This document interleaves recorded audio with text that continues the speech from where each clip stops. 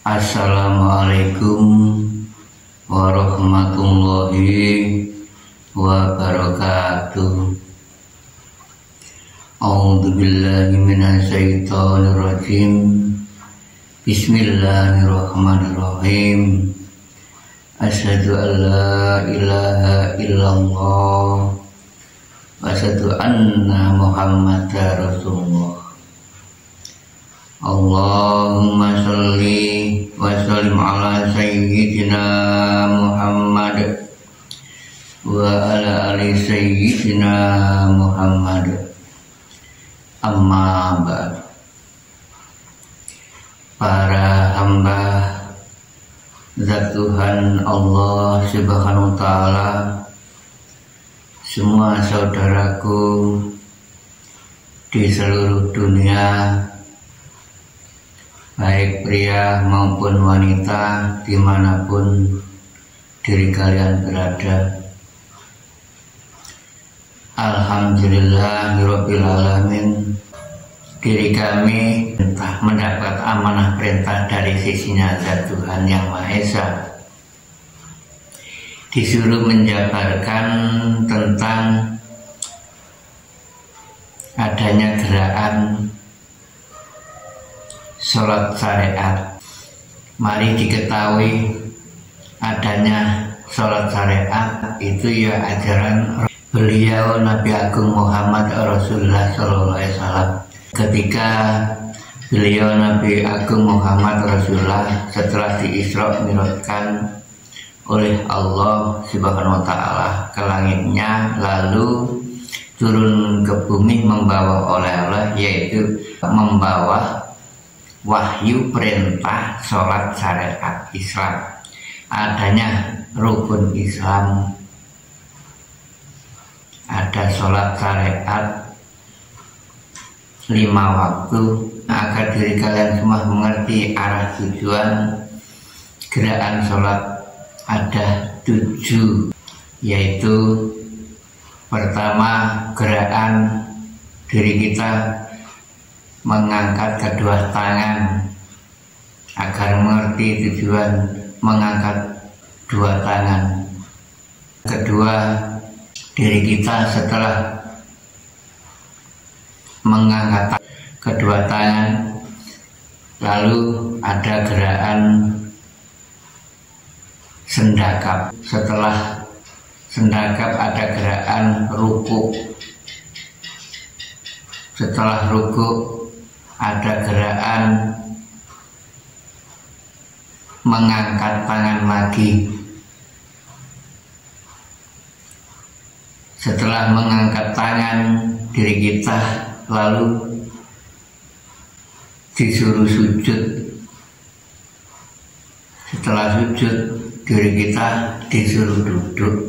Setelah duduk, diri kita diakhiri uluk salam, agar mengerti diri kita gerakan 7 di dalam sholat syariat, agar tidak logo, tidak percuma diri kita melakukan sholat syariat. Jadi ini kami kenalkan hakikatnya. Ajaran hakikat ialah dari urutan ada ajaran syariat. Nah, Gusti Nabi Agung Rasulullah Shallallahu Alaihi Wasallam, beliau mengajarkan 4 tatanan, 4 tangga yang dilalui di syariat Islam. Ada 4 tangga, yaitu ada tatanan syariat, toreko, hakikat, terakhir menuju makrifat. Nah, diri kita diberi oleh zat Tuhan Yang Maha Esa 2 unsur, adanya lahir, gerakan syariat kan lahir, ya ada gerakan batin. Nah, itulah yang sangat penting diketahui. Awal itu ada perintah syariat, gerakan syariat. Ada gerakan syarat ialah diri kita ini diberi oleh zat Tuhan zahir, jasad yang kasar. Ini bisa bergerak, bisa dinyatakan, bisa disaksikan semua orang. Lalu harus diri kita mengetahui ada gerakan batin, adanya ilmu hakikat, ilmu rohania. Gerakan hakikat itu adalah ilmu yang sebenarnya,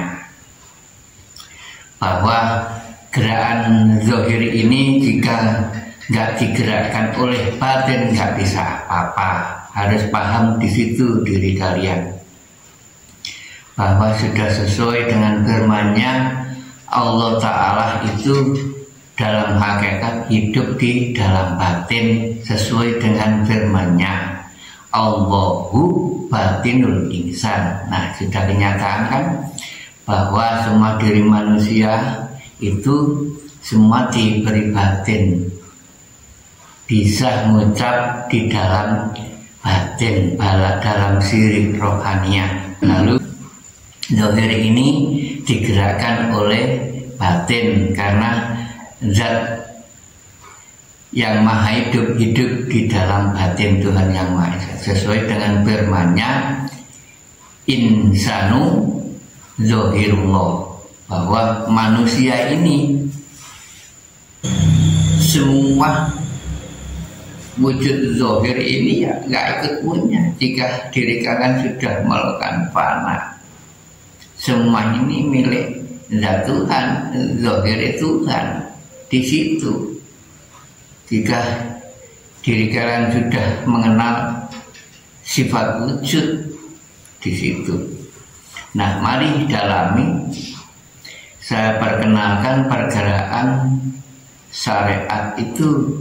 Jadi dilengkapi dengan ilmu hakikat rohania yang sebenar agar sempurna. Harus digandeng itu.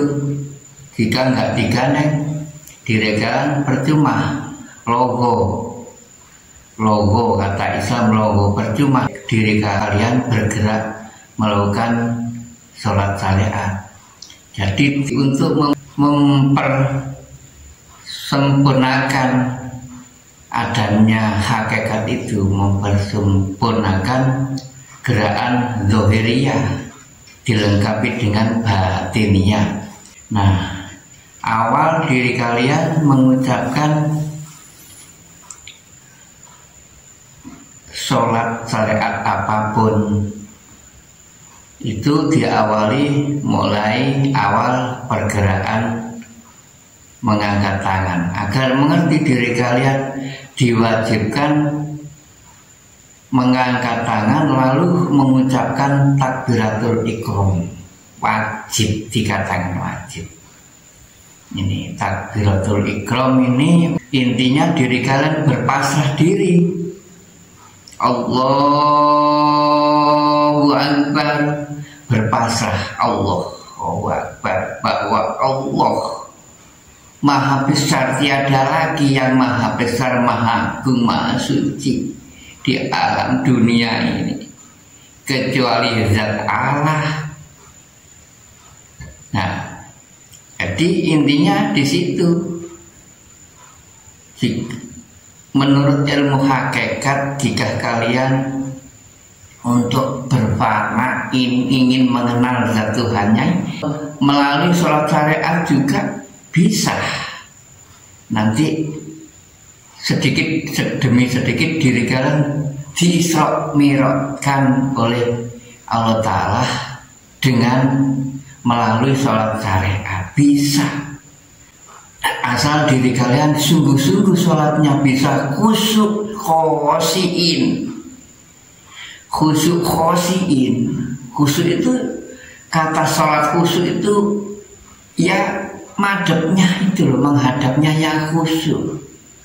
Allah ya Allah, mana ini batinnya di Allah ya Allah, lurus ke jalan soft, lurus tegak lurus. Allah Allah, berpasrah diri. Allahu Akbar, berpasrah. Semua dipasrahkan di situ. Semua kepunyaan Allah, merasa diri tidak bisa apa-apa, tidak mempunyai daya kekuatan apa-apa, tidak melihat apa-apa, semua milik zat Tuhan. Nah, lalu keduanya diri kita diwajibkan sendagap. Allahu Akbar. Setelah Akbar, sendagap, semuanya milikku. Allah Ta'ala sudah mengatakan bahwa ini wajah tuh wajah wujud ya nggak ikut punya, wajahnya zat Tuhan. Sampai inna sholati wa nusuki wa mahyaya wa mati, di situ kan nggak ikut punya semua. Sholat saya, ibadah saya, hidup saya, bahkan mati saya kan nggak ikut punya dalam kekuasaan zat Allah, zat Tuhan Allah yang Maha Kuasa. Di situ intinya, agar mengerti diri kalian gerakan ini, ya al-haq di situ, agar tidak logo diri kalian bisa sampai terhadap sisinya zat Tuhan yang Maha Esa, walaupun toh melakukan syariat. Khosiin, lurus, dan Allah tetap Allah. Lurus, jumeneng, kata orang Jawa, jumeneng, kon meneng. Dihayati diri kalian setelah takbiratul ihram sendagap kan wajib mengucapkan Fatihah 7 ayat, isi kandungan Fatihah dihayati agar mengerti maksud tujuan Allah Ta'ala itu memerintahnya diri kita untuk sesembah itu, agar mengerti maksudnya diri kalian jumeneng, dihayati.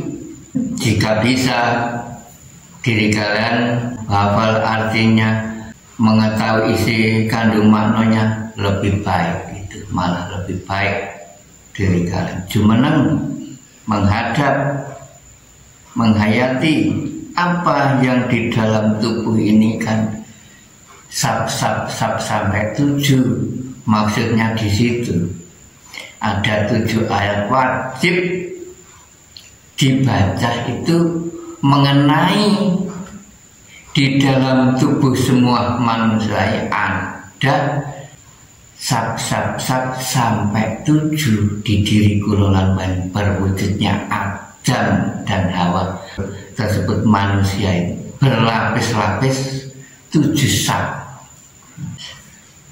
Kalau di Jawa dijabarkan ada unsurnya sampai sab 7, langit sab 7, ya bumi sab 7.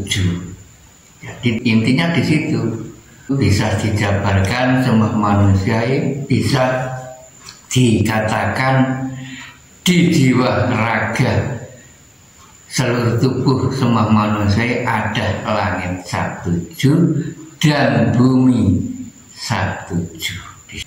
Lalu setelah diri kalian sendagap, diperintah gerakan ruku. Maksud diri kalian ruku itu disuruh patuh. Roki ini tuh patuh. Diri kalian patuh, disuruh patuh tunduk pada zat Kang Maha Suci. Di situ intinya ruku itu patuh, disuruh taat, patuh, nurut dengan zat Kang Maha Suci, patuh menjalankan segala perintahnya. Itu tujuan diri kalian itu diperintah patuh, nurut, taat, agar mengerti diri kalian ada gerakan sholat syariat itu. Lalu setelah rukuk, diri kalian disuruh berdiri lagi tegak lurus, mengangkat kedua tangan, sami Allahu liman hamidah. Apa tujuan ada kata sami Allahu liman hamidah? Sami, diri kalian, diri saya, diri kalian semua ini disuruh mendengarkan. Sami, diperintah, didhawuhi supaya patuh nurut akan aku perintahkan. Disuruh patuh nurut, aku sing menguasai langit dan bumi, aturan.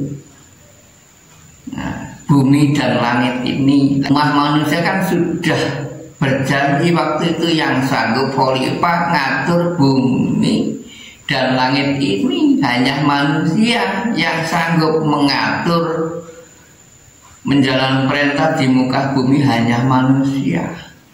Disuruh mendengarkan perintahnya. Sami Allahu liman hamidah. Disuruh dalam kekuasaan, dalam kekuasaan yang maha kuasa diri kita ini harus patuh nurut, dengarkan, disuruh mendengarkan. Semua itu kepunyaanku, langit dan bumi seisinya itu, sampai diri kalian disuruh menyerahkan diri itu, semuanya milikku. Setelah diri kalian melaksanakan sami Allahu liman hamidah, lalu diperintah untuk sujud. Sujud, diri saya dan diri kalian diperintah untuk bertunduk. Tunduk, sujud itu tunduk, lemah, merasa diri saya, diri kalian harus merasa tidak ada daya, tidak ada upaya apa-apa, lemah. Jasad zahiri asal mula terbuat dari tanah, lemah, harus bisa melemahkan semua sifat-sifat yang tadinya amarah, serakah. Ya Allah, mempunyai sifat-sifat yang gak baik, yang buruk itu dilemahkan semua. Saudara empat diajak semua tunduk kepada zat Tuhan, dilemahkan semua. Yang sifat-sifat enggak baik itu saudara diajak ke jalan yang lurus ke hadapan zat Tuhan. Minta ampunan, ampun, lemah, tiada daya, tiada upaya kecuali zat Tuhan yang memberi kekuatan apapun itu. La haula wala quwata, tiada daya, tiada upaya kecuali zat Tuhan yang memberinya daya kekuatan di situ. Lalu setelah diri kita diperintah sujud, disuruh bangkit lagi, ayo bangkit toh. Lalu disuruh duduk. Diri kalian sudah sadar diri, maksudnya duduk itu sudah bisa menempatkan diri kepada zat. Duduk itu di situ, mengakui bahwa semuanya yang bisa memberkahi, bisa menyelamatkan segalanya itu di dalam duduk itu ada doa Rabbi ghfirli. Jadi intinya diri kita ini dalam sholat itu sudah ada mohon-memohon, Rabbi ghfirli warhamni waj'alni warfa'ni warzuqni wahdini wa'afini wa'fu'an. Nah, itu kan semua meminta, memohon diri kita ini sudah menempatkan diri kepada Zat Tuhan Yang Maha Esa. Tiada lagi yang dimintai, hanya Zat Tuhan Yang Maha Esa yang bisa memberkahi, yang bisa menafkahi, yang bisa menyelamatkan diri. Hanya Zat Tuhan, tiada lagi selain Zat Tuhan yang bisa memberkahi segalanya itu.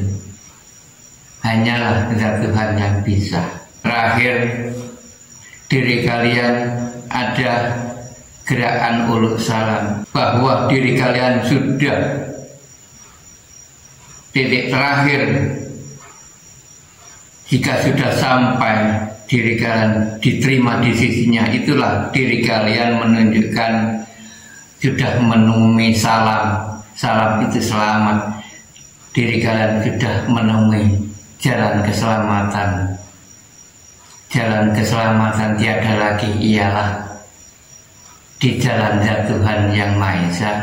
Yang menyelamatkan juga ia Zat Tuhan Yang Maha Esa, tiada lagi. Di situ intinya.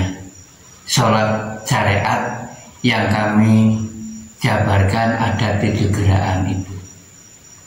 Itulah, mudah-mudahan diri kalian paham, mudah-mudahan ada hikmahnya dan ada manfaatnya diri kami untuk menjabarkan gerakan sholat syariat. Ada 7 gerakan itu tadi. Akhir salam, ihdinas siratal mustaqim. Wassalamualaikum warahmatullahi wabarakatuh.